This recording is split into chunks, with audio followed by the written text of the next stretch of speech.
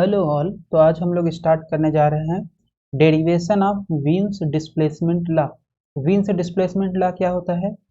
हमारे पास सबसे पहले डेंसिटी डिस्ट्रीब्यूशन फंक्शन को अगर हम प्लॉट करें फ्रीक्वेंसी के टर्म में, तो इधर एक्स एक्सिस पे है फ्रीक्वेंसी, वाई एक्सिस पे है डेंसिटी डिस्ट्रीब्यूशन फंक्शन, जो कि हमारा दिया जाता है प्लैंक्स फार्मूला। तो ये जो density distribution function u nu comma t d nu, तो डी न्यू को अगर हम हटा दें, डी न्यू कैंसिल हो जाएगा इधर से।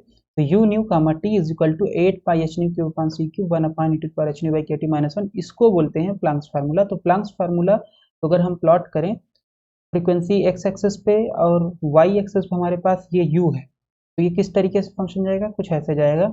ऐसे होकर के एक पॉइंट पे डिस्ट्रीब्यूशन फंक्शन मैक्सिमम होगा, उसके बाद फिर ये जीरो की तरफ चला जाएगा। राइट, जैसे न्यू इनफाइनाइट होगा तो ये डेंसिटी डिस्ट्रीब्यूशन फंक्शन आपका किधर चला जाएगा, जीरो की तरफ टिल्ट करेगा। तो इससे हमें ये पता चलता है कि जो आपका रेडिएशन एमिशन हो रहा है वो एक फ्रीक्वेंसी के लिए मैक्सिमम है, इसको बोलते हैं मैक्सिमम फ्रीक्वेंसी। इस मैक्सिमम फ्रीक्वेंसी का जो मान है, अगर हम टेम्परेचर बढ़ाएंगे तो हम लोग को पता है कि इस फ्रीक्वेंसी का मान राइट हैंड साइड में शिफ्ट होता चला जाएगा। तो कर्व का जो मान है ऐसे होता जाएगा, फिर ऐसे चला जाएगा। राइट, ब्लैक बॉडी रेडिएशन हम लोगों ने देखा था। तो इसका मतलब न्यूएम जो होगा वो प्रोपोर्शनल होगा टेम्परेचर के, और यहाँ से इस न्यूएम के करस्पॉन्डिंग, क्योंकि फ्रीक्वेंसी तो हर फ्रीक्वेंसी करस्पॉन्डिंग एक वेवलेंथ होगा, तो ये जो वेवलेंथ होगा के corresponding wavelength multiplied by temperature is equal to constant. इसी को बोलते हैं विन्स डिस्प्लेसमेंट लॉ, जहाँ पे मैक्सिमम जो लेमडा एम है वो क्या बताएगा हमें कि जिस पॉइंट पर डिस्ट्रीब्यूशन फंक्शन आपका मैक्सिमम है। ठीक है, so lambda maximum multiplied by temperature is equal to constant. तो आज हम लोग इसी फार्मूले को डिराइव करने जा रहे हैं, या इसी लॉ को डिराइव करने जा रहे हैं, जो हमारे पास दिया जाता है। किसने दिया था? ये दिया था विन्स ने। Derivation of wins displacement law. तो सबसे पहले हमारे पास प्लैंक्स फार्मूला जो होता है वो क्या होता है, u nu t is equal to 8 pi h nu cube upon c cube 1 upon E to the power H nu by k T minus 1। D nu से दोनों साइड मल्टीप्लाई कर दिए, तो डी न्यू से जब मल्टीप्लाई कर देंगे तो ये जो टर्म होगा हमारा, ये क्या बताएगा हमें, ये हमें बताएगा energy density for the frequency range new and new plus D nu. तो अगर हमें frequency range new and new plus D new में एनर्जी डेंसिटी देखनी है, तो डेंसिटी डिस्ट्रीब्यूशन फंक्शन में डी न्यू से मल्टीप्लाई कर दिए। ठीक है, तो इधर भी डी न्यू इधर भी डी न्यू मल्टीप्लाई कर देंगे, तो हमारे प्लैंक फार्मूले में कोई चेंज नहीं आएगा।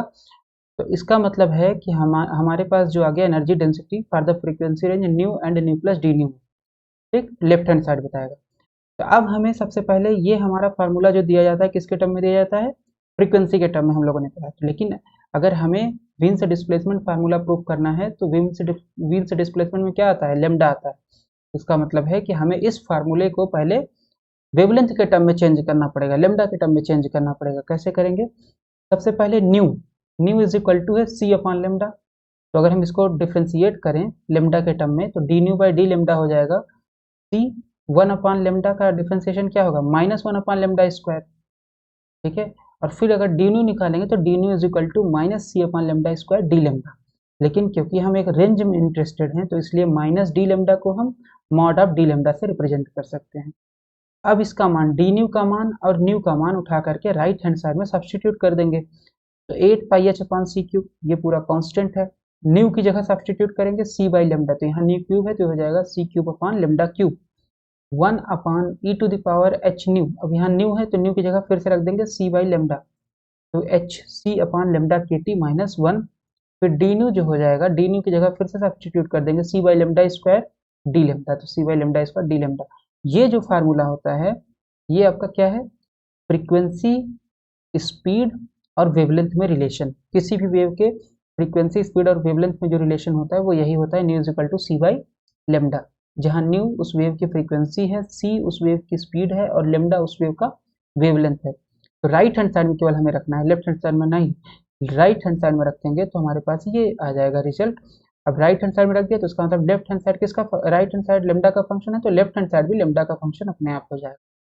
ठीक है, इसमें वैल्यू नहीं सब्सटीट्यूट करनी है, ये जस्ट आ ही जाएगा। तो राइट हैंड साइड में आपको रखना है, लेफ्ट हैंड साइड तो जस्ट एक फंक्शन बता रहा है कि वो डेंसिटी डिस्ट्रीब्यूशन किसका फंक्शन होगा। तो यहाँ से हमारे पास आ गया 8 पाई एच, सी क्यूब से सी क्यूब कैंसिल, और यहाँ पे हमारे पास है सी क्यूब से सी क्यूब कैंसिल हो जाएगा, यहाँ से ये कैंसिल हो जाएगा, और यहाँ पे बचेगा एक सी बचेगा, तो ये हो जाएगा 8 पाई एच सी, लेमडा स्क्वायर यहाँ पे, लेमडा क्यूब यहाँ पे, दोनों मिलकर के लेमडा टू पावर 5 हो जाएंगे। यह जाएगा 1 upon E to the power H C by lambda के T minus 1 multiplied by D lambda, ये टर्म बचेगा। ठीक है, तो हमारे पास आ गया Planck's formula in terms of lambda. Lambda के टर्म में जो फार्मूला आया डी लेमडा कैंसिल अगर करते हैं हम इधर, तो हमारे पास जो डेंसिटी डिस्ट्रीब्यूशन फंक्शन है यू टिल्डा से हम रिप्रेजेंट कर रहे हैं, u tilde lambda t is equal to 8 pi h C upon lambda to the power 5 1 upon E to the power H C upon lambda के टी माइनस 1। तो ये हमारे पास आ गया Planck's formula in terms of lambda. अब हमें lambda M निकालने के लिए लेमडा एम क्या होगा, वह पॉइंट जिसपे आपका ये मैक्सिमम हो, वह पॉइंट, वह लेमडा मतलब अगर एक्स एक्सिस पे हम लेमडा रखे, वाई एक्सिस पे यू टिल्डा लेमडा रखे, तो कुछ इसी तरीके का फंक्शन वो भी आएगा। तो लेमडा एम क्या रिप्रेजेंट करता है, जिस पॉइंट पे आपका डेंसिटी डिस्ट्रीब्यूशन फंक्शन मैक्सिमम है। तो मैक्सिमम मिनिमम निकालने के लिए क्या करना पड़ता है, फर्स्ट डेरिवेटिव इसका 0 होना चाहिए और फिर सेकेंड डेरिवेटिव पॉजिटिव होना चाहिए अगर ये मिनिमा है। अगर ये फंक्शन मिनिमा है लेमडा पे तो ये होना चाहिए, लेकिन लेमडा पे तो मैक्सिमम है, तो इसका मतलब सेकेंड डेरिवेटिव इसका नेगेटिव आएगा। ठीक है, तो उससे पहले फर्स्ट डेरिवेटिव हमें निकालना ही पड़ेगा। तो फर्स्ट डेरिवेटिव हम लोग क्या कैसे निकालेंगे, ये फंक्शन का first derivative with respect to lambda किस पॉइंट पे 0 होगा, lambda is equal to lambda maximum पे। ठीक है, lambda is equal to lambda maximum पे इस फंक्शन का यू टिल्डा लेमडा टी का derivative with respect to lambda क्या होना चाहिए, 0 होना चाहिए। अब हमारे पास ये मैक्सिमम मिनिमा की कंडीशन है, राइट। तो अब हम यहाँ से क्या ले लेंगे, यू टिल्डा लेमडा, यहाँ से वैल्यू सब्स्टिट्यूट कर दिया हमने, 8 pi S C upon lambda to the power 5 1 upon E to the power S C upon lambda के टी माइनस 1, किस पॉइंट पे, lambda is equal to lambda maximum पे is equal to 0 हो जाएगा। अब यहाँ पे 8 पाई एच सी पूरा कांस्टेंट है, इसको हमने बाहर निकाल लिया, इसका कोई डिफरेंशिएशन में रोल नहीं, तो ये 0 हो जाएगा इधर। यहाँ बचेगा 1 upon lambda to the power 5 1 upon E to the power S C upon lambda के टी माइनस 1, किस पॉइंट पे, lambda is equal to lambda maximum पे। अब यहाँ से डिफरेंशिएशन करेंगे तो ये क्या है, दो फंक्शन का डिफरेंशिएशन, एक फंक्शन ये हो गया, दूसरा फंक्शन हमारे पास ये हो गया।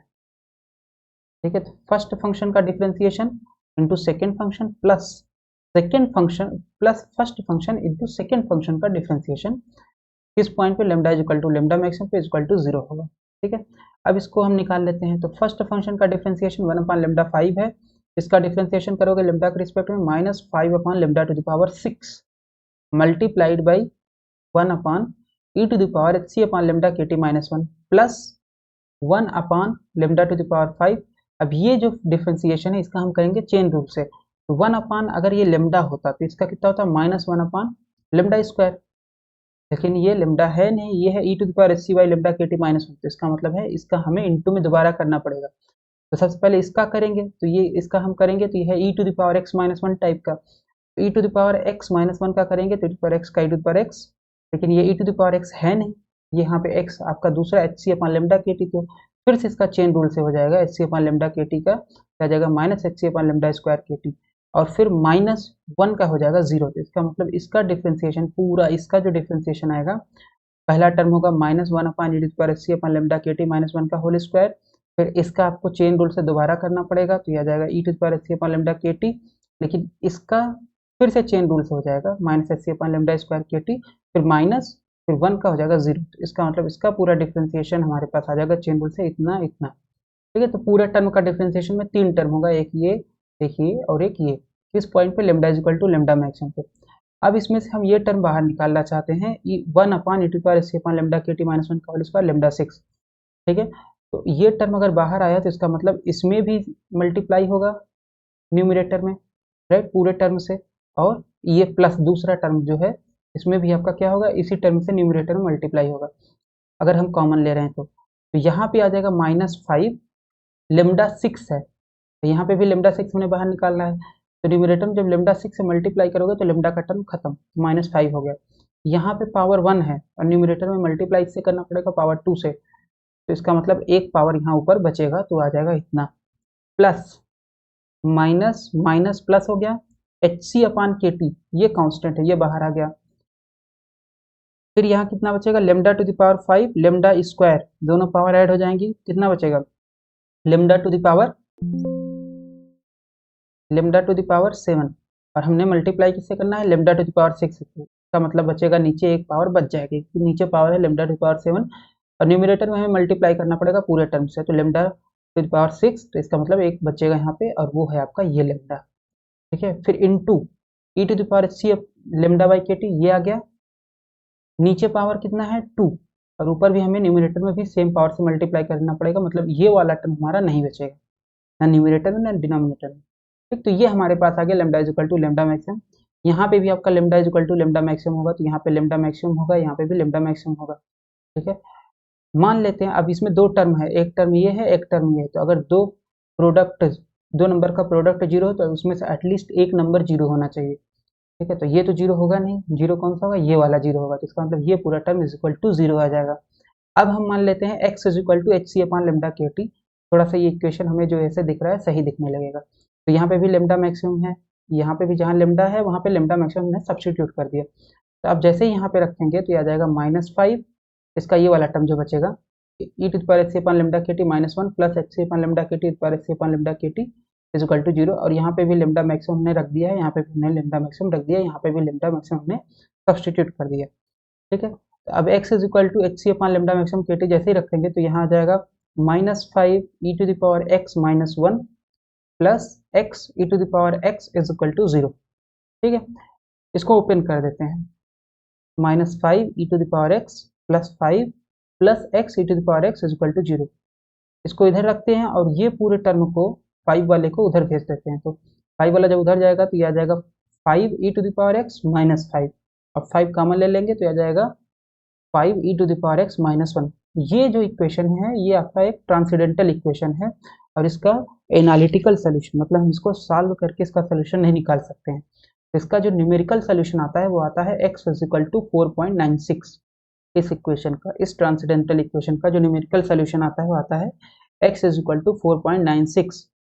x इज इक्वल टू 4.96 आ गया इस इक्वेशन का सोल्यूशन, और x जो हमारे पास है वो कितना है एच सी अपॉन लेमडा मैक्सिमम के टी। तो यहाँ पे हम रख देंगे x is equal to H C upon lambda maximum के टी। जैसे ही सब्सटीट्यूट कर देंगे तो हमारे पास ये आ जाएगा इक्वेशन, x की जगह वैल्यू सब्सटीट्यूट कर दी एच सी अपॉन लेमडा मैक्सिमम के टी इज इक्वल टू 4.96। तो यहाँ से लेमडा मैक्सिमम इंटू टी अगर हम निकालें तो लेमडा मैक्सिमम इंटू टी इधर चला गया और 4.96 यहाँ आ गया, तो ये आ जाएगा lambda maximum into T is equal to H C upon 4.96 into k, जहाँ पे h क्या है प्लैंक कांस्टेंट, c क्या है speed of light in vacuum, और 4.96 कांस्टेंट, k आपका बोल्ट्जमान कांस्टेंट। इसको सॉल्व कर लेंगे तो हमारे पास इतनी वैल्यू आ जाएगी। इसका मतलब लेमडा मैक्सिमम इंटू टी एक कांस्टेंट आ रहा है। ठीक है, लेमडा मैक्सिमम इंटू टी एक कांस्टेंट आ रहा है, इसी को बोलते हैं विन्स डिस्प्लेसमेंट लॉ। इस तरीके से हम लोगों ने प्रूव कर लिया Wien's displacement law from Planck's formula.